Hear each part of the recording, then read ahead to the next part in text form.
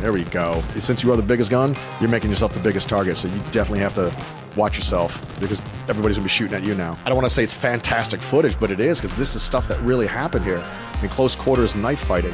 To a Colt 45, I believe it's a Colt 45 gun. It's actually impressive, the realism of this footage that we're seeing.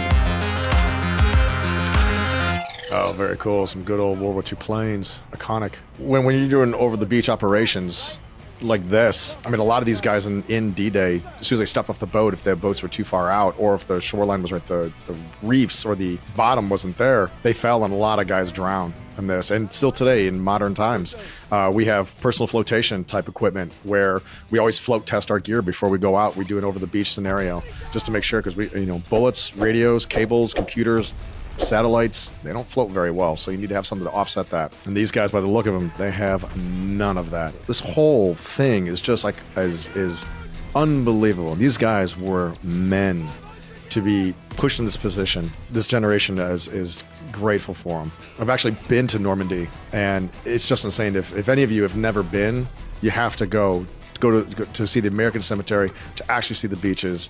It is just an unbelievable sight. These Higgins boats, gosh, I mean, yeah, when you go, there's hundreds of yards of beach, and the German gun emplacements are on the bluffs, and guys are just jumping off. And as you see, that's where guys would actually start to drown because the water was too deep for them. So some guys just started ditching equipment, getting to the surface. At this point, you literally have no cover concealment. Actually, in the day of, the tide was out, which is why all these crosses, if you will, I forget the proper name of them, these jacks looking things, were exposed because they're designed to rip out the bottom of the ships as the ships approach the beach. So this is all the guys had for cover as they're coming in. You hear stories about it, you read stories about it, and you just had to leap and bound from one.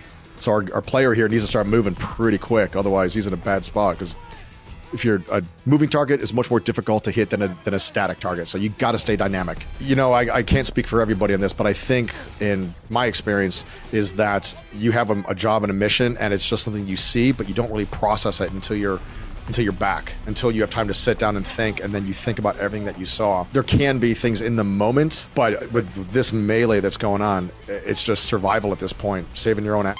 So the explosions themselves, you have to worry about the shrapnel coming off of it. The sand, now it's just, can get in your eyes and get your face, and it's just uncomfortable.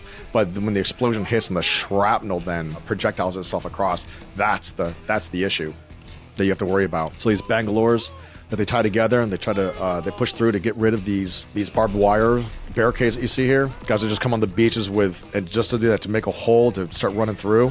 But the problem with this is, like, the German gun emplacements, they weren't set up straight facing the beach, so you could see the flashes of the gunfire. They were set up on diagonals. So so when you looked right at the beach, all you saw was the front of the bluff, and the German guns were shooting out the sides, and they had crossing patterns of fire. So it wasn't like a straight shot that you were taking as you're running up. The shot was coming at you from the sides. They couldn't tell where the shots are coming from to provide support for the guys on the ground. And it wasn't until there's a true story, it wasn't until there's I think it was a signalman or one of the guys that had eventually made his way up there. He had a flag device, if you will. Either he made it himself or was an actual flag. He was running parallel up and down against the bluffs, and he would wave the flag to get a hold of a littoral ship that had moved its way in, put itself broadside, and he would point at the bluffs and showing them where the gun emplacements were, and then run like hell. And there's huge projectile coming from the ship and destroy it. It's one amazing story after another, and you're just speechless when you read these stories and you hear the guys actually talk about it. So as these guys are shown here, we're going to kind of get into the trench warfare back World War I style. And the M1 Garand was a great gun that we used for that. This is actually in World War I where the Tommy gun came from, because they were just trench clearers, and it was termed the Annihilator back in the day. And so you just run on a trench and spray the bullets, 9mm or 45 bullets. So the M1s and the Tommy guns would work in tandem. But as we see here, talking about close quarters battle, you would literally turn a corner and engage somebody. So guys here moving, bounding cover to cover, and you see the guy standing up and half his body's exposed. And we talk about like the gentleman just pull out his first aid kit, or the warrior pull out his first aid kit. What we have now is leaps and bounds ahead, and it's actually a lot of the stuff we deal with today is because of the last 20-year war we were just in. We're like cat tourniquets and the way we handle people. In the past, 80% of those that bled out in the field could have been saved by a tourniquet. There was an idea that if you put a tourniquet on, you're going to lose your limb. And some guys didn't want to do that. They'd rather take the chance, and they bled out in the field. If the medic's next to you, you're probably you're screaming to the guy, get our corpsman, get our medic, get over here. But at the same time, you're fighting for your life. You're fighting to move forward. All depends on the type of injury that you have. If your leg's blowing off, you get a tourniquet on. If your arm's blowing off, you get a tourniquet on it. I mean, this is, I don't want to say it's fantastic footage, but it is, because this is stuff that really happened here. I mean, close quarters knife fighting. No, the military uniform is made out of cotton. That doesn't do anything. I mean, the only thing you would have is like your body armor these days. Backhand? Nope. And this is whatever you need to win. If it's a rock, helmet, ice pick, whatever. It's actually impressive, the realism of this footage that we're seeing, because yeah, this is stuff that happened. I mean, we've all seen Saving Private Ryan, and we all have emotions from watching that. Some guys have seen the movie, maybe people have seen the movie Fury. That's another great one that talks about like this era. I mean, this is definitely a time where, unfortunately, if your buddy's passed, you grab his gun, you grab his bullets to keep going. So a Colt 45, I believe it's a Colt 45 gun. This is also the time where they use flamethrowers. So guys would come running up with flamethrowers and just put it into a bunker, put it into a trench, and just light dudes on fire. What they use to ignite the flame, they're wearing tanks of that on their back. They take rounds to that. That thing is going to explode on their back. The medics carry morphine, and I believe so. And I don't know in World War II, but I imagine that somebody has done their history on this and seen and put that in there. Now, morphine doesn't always work for everybody. Like, I've had morphine. Doesn't do me anything but make me mad and give me cotton mouth. I like how they could incorporate a bit more of the medical into this. I can only imagine, right? Like, we're sitting here talking about it and watching the tactics and all. But it'd be interesting to see if, like, they say, okay, this is the problem that the guy has, and then give you choices of how would you solve the solution. Would it be a tourniquet? Would it be an Israeli bandage? Would it be a chest seal? So it's good in this particular instance. Medics are working on the guys. Guys are holding 360 security, and Germans can come from any direction at this time. As always, running down the middle of a road, not a good idea. Utilizing cover, the concealment of the bushes, the wagons, anything to not give the Germans a straight shot would be beneficial.